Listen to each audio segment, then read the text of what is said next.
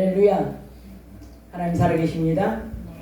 오늘 이제 본문 말씀은 시편 56편 1절부터 13절 전체입니다.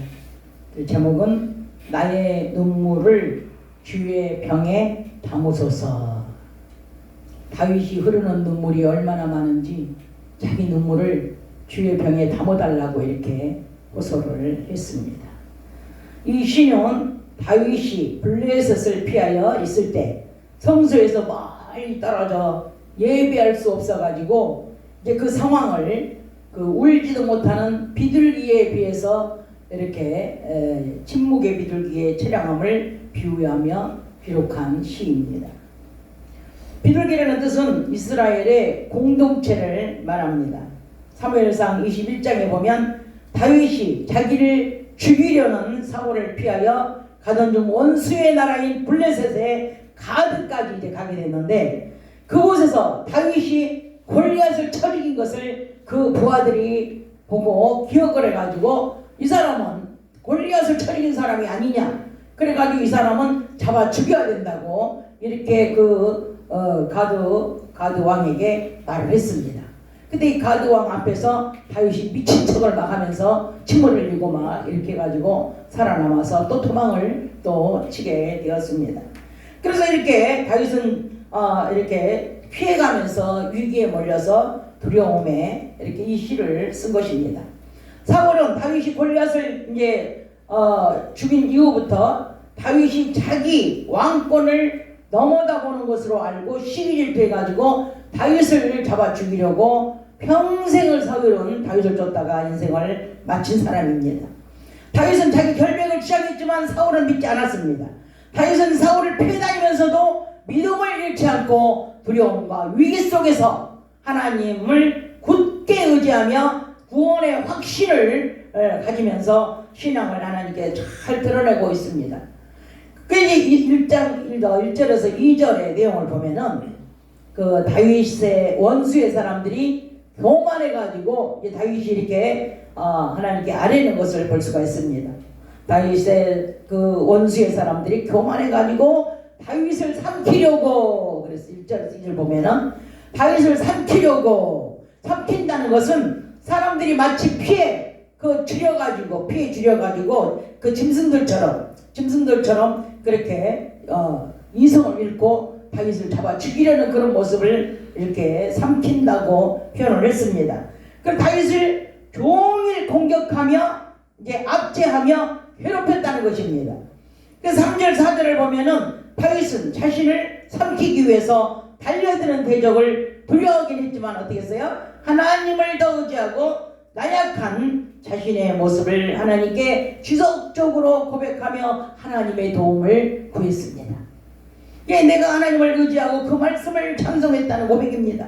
내가 하나님을 의지하였은즉 두려워하지 아니하며 이제 혈육 있는 사람이 나를 어찌할까, 그러면서 하나님께 담대함을 이렇게 보여주었습니다. 무슨 담대함? 하나님이 나와 함께하고 하나님이 나를 도우시니까 나는 이렇게 저 혈육 있는 자들이 나를 어찌하겠습니까? 이런 것을 이제 믿음을 보이는 것입니다.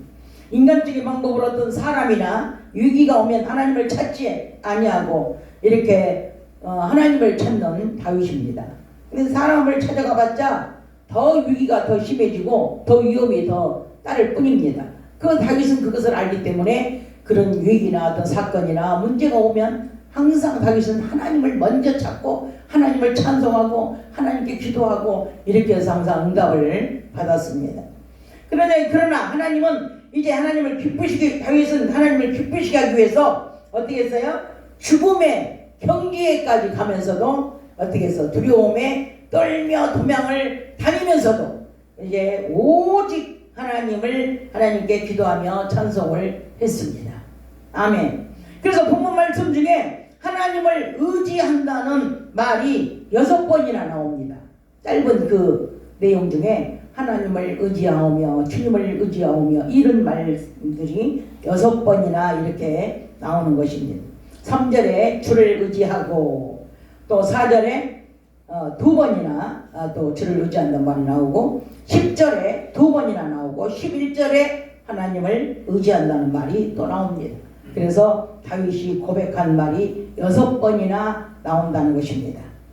다윗은 이렇게 하나님을 진심으로 사랑하는 것을 볼 수가 있습니다. 인간은 아무리 큰 힘을 가졌다 하더라도 천지전능하신 하나님 앞에서는 아무것도 아닙니다. 우리 마태복음 10장 30절에서 31절을 한번 읽어 주시기 바랍니다. 마태복음 10장 30절에서 31절을 한번 읽어 주셔요. 시작. 너희에게는 머리털까지 다 세신 바 되었느니 두려워하지 말라. 너희는 많은 참새보다 귀하니라. 아멘. 예. 참새보다 우리 목숨은 얼마나 귀한지. 그리고 중요한 것은 하나님이 우리의 이 머리털까지도 다 세신 바 된다는 거예요. 우리 지금 이 머리카락 몇 개 달린 거 하나님이 다 아셔요. 다 세고 계셔. 우리는 셀 수 없지만 하나님은 하루에 머리카락 몇 개 빠진 것도 다 아셔. 몇 개가 지금 남아있고 몇 개가 빠졌다. 이것까지도 하나님은 다 아신다는 겁니다. 우리 앉고 일어나고 평안히 눕고 평안히 자고 이런 거 다 우리 일거수일투족을 하나님은 다 보고 계시고 알고 계시는 것입니다. 마태복음 10장 28절도 한번 읽어주셔요. 마태복음 10장 28절 시작. 몸은 죽여도 영혼은 능히 죽이지 못하는 자들을 두려워하지 말고 오직 몸과 영혼을 능히 지옥에 멸하시는 자를 두려워하라. 아멘. 아멘. 예. 이렇게 마귀 새끼는 뭐예요? 마귀 새끼는 영혼까지는 멸하지를 못해. 이 육체는 데려갈 수가 있어요. 육체는 죽일 수가 있어. 그러나 이 영혼, 죽고 난 다음에 이 영혼은 하나님의 소관이에요. 근데 그 영혼을 죽이고 살릴 수 있는 것은 오직 하나님뿐이라는 겁니다. 그분을 두려워하라는 거예요. 마귀는 육체까지밖에 못 죽이는데 그 마귀를 두려워하지 말고 영혼까지 죽이고 살리고 할 수 있는 하나님을 두려워하라는 것입니다. 우리 또 시편 121편에서 3절 4절을 한번 더 읽어주시기 바랍니다. 시편 121편 3절 4절을 한번 들어보셔요. 시작. 여호와께서 너를 실족치 않게 하시며 너를 지키시는 자가 졸지 아니하시리로다. 이스라엘을 지키시는 자는 졸지도 아니하고 주무시지도 아니하시리로다. 아멘. 아멘. 네. 우리를 얼마나 사랑하시면 자지도 않아, 주무시지도 않고 졸지도 않아. 우리 하나님은 이렇게 우리를 불꽃 같은 눈동자로 지켜주시는 겁니다. 그 마귀 새끼가 절대 우리의 영혼을 도둑질해 갈 수가 없어. 왜냐? 우리 아버지가 우리를 주무시지도 않고 졸지도 않고 지켜주시기 때문에 절대로 도둑맞지 않는다는 것입니다. 할렐루야. 5절 9절까지의 내용에서도 다윗은 내 눈물을 주의 병에 담아달라고 하면서 자기가 유리하던 나를 주께서 이제 아시게 하냐고, 하나님께서 분명히 이제 눈물의 기도를 들으시고 원수가 물러가게 하시고 다윗을 도와주실 것을 안다고 이렇게 다윗이 하나님을 시인했습니다. 자기의 눈물, 그 눈물을 주의 병에 담아달라는 거예요.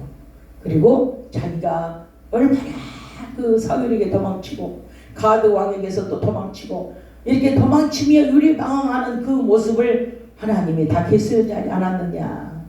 얼마나 내가 도망다니고 얼마나 유리하고 이런 것들을 하나님이 아시지 않냐고. 내 그동안에 그렇게 피해 다니면서 눈물을 흘렸던 거 이런 것도 다 주의 병에 담아달라는 것입니다.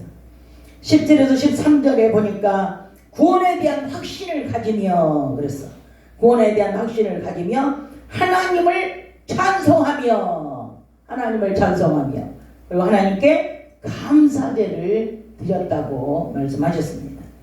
다윗의 생명을 이제 사망에서 건지시고 하나님 앞에서 생명의 빛에 다니게 하시고 실족치 않게 하신 하나님께 감사제를 드렸다는 것입니다.